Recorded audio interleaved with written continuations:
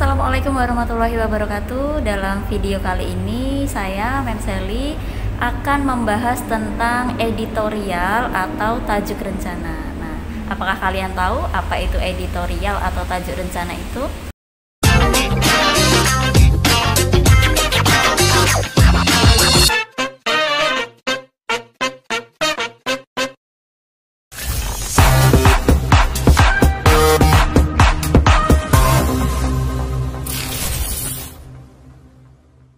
Nah, editorial atau tajuk rencana adalah opini redaksi yang berisi pandangan dan sikap dari redaksi suatu majalah atau surat kabar terhadap suatu persoalan yang sedang dibahas.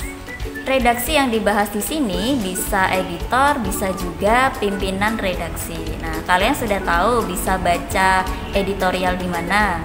Nah, ini saya sudah menyiapkan sebuah koran ini namanya surat kabar, namanya Suara Merdeka. Nah, editorial atau tajuk rencana itu bisa kalian temukan di salah satu surat kabar seperti ini. Mau tahu bagaimana cara mencari editorial? Simak ya.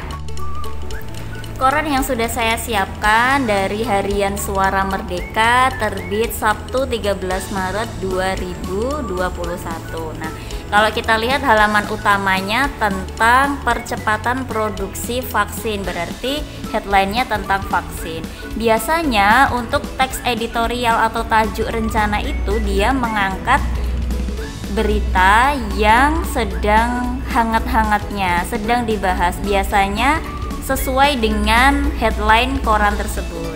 Nah, di edisi kali ini tentang vaksin, coba kita nanti cari editorial atau tajuk rencananya. Biasanya juga tentang vaksin ya. Editorial atau tajuk rencana di dalam koran Suara Merdeka itu biasanya berkumpul dengan sesama teks opini. Nah, kalian bisa lihat di sini di rubrik bernama wacana ini sudah ada tajuk rencana. Kalau kalian nanti kebetulan membaca koran, melihat-lihat koran ya, satu halaman ini akan berisi opini semua. Semuanya berisi opini. Opini dijadikan satu, tidak dicampur dengan berita yang lain karena berbeda ya. Kalau berita hanya berisi hal-hal yang sifatnya faktual, dia harus berimbang dan tidak boleh dimasuki unsur pendapat sedikit pun, kecuali pendapat dari tokoh atau ahli. Dimana kemudian kita bisa membaca sikap atau pandangan atau pendapat selain berita, yaitu di rubrik opini seperti ini. Nah, kalau kalian lihat untuk tajuk rencana sudah jelas yang membuat siapa? Redaktur. Redaktur itu bisa satu editornya, yang kedua bisa pimpinan redaksinya. Kalau kalian lihat tidak ada nama penulis di sini karena apa? Karena ini bagian dari surat kabar. Penulisnya adalah bagian dari surat kabar.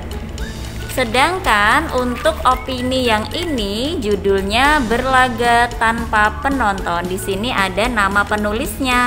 Artinya opini ini bukan ditulis oleh redaktur atau redaksi, tapi ditulis oleh perseorangan. Nah, itu bedanya tajuk rencana dengan opini di dalam surat kabar ya.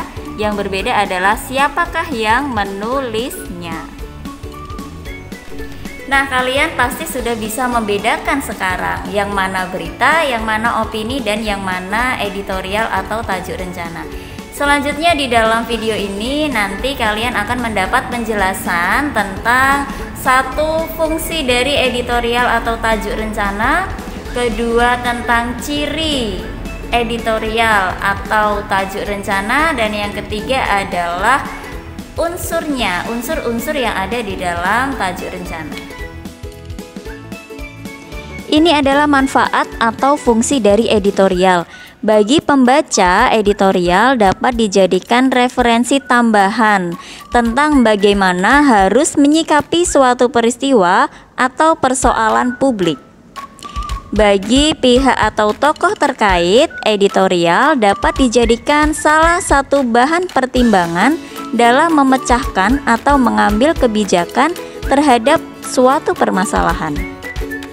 Sedangkan bagi media massa sendiri, editorial memiliki fungsi untuk menerangkan kepada masyarakat mengenai apa yang sesungguhnya terjadi dan membujuk mereka untuk bersikap terhadap persoalan yang sedang dibahas.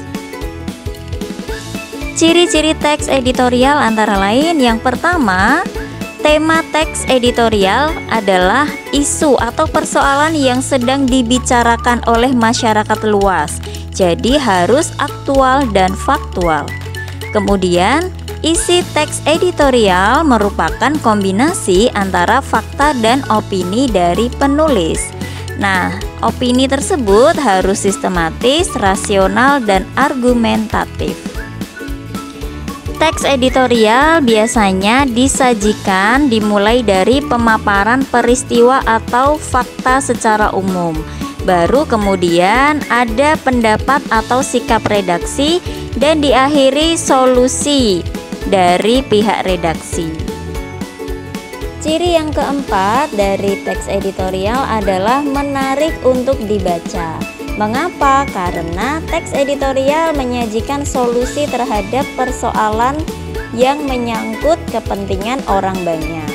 Selain itu, teks editorial juga sifatnya aktual ya. Isu yang dibahas adalah isu-isu yang sedang hangat dibicarakan. Jadi sangat menarik.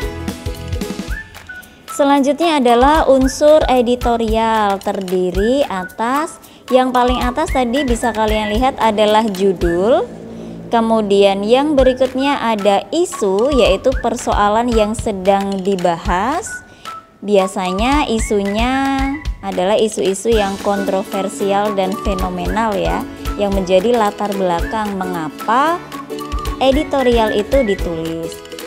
Unsur selanjutnya adalah sikap atau pendapat dari redaktur atau redaksi ya. Di sini pendapat harus diikuti dengan argumen atau alasan yang logis dan bersumber dari pemikiran yang kritis. Setelah memberikan sikap dan pendapat, selanjutnya redaktur akan memberikan solusi atau jalan keluar yang ini bisa dijadikan alternatif kebijakan bagi lembaga terkait berkaitan dengan persoalan tadi ya. Di akhir teks editorial nanti akan ada simpulan yang isinya penegasan kembali atas sikap dan pendapat dari redaksi. Terima kasih sudah menyimak video ini sampai selesai. Semoga bermanfaat untuk kalian. Tetap jaga kesehatan, taati protokol kesehatan. Pokoknya semoga kita bisa segera bertemu di pembelajaran tatap muka. Saya akhiri. Wassalamualaikum warahmatullahi wabarakatuh.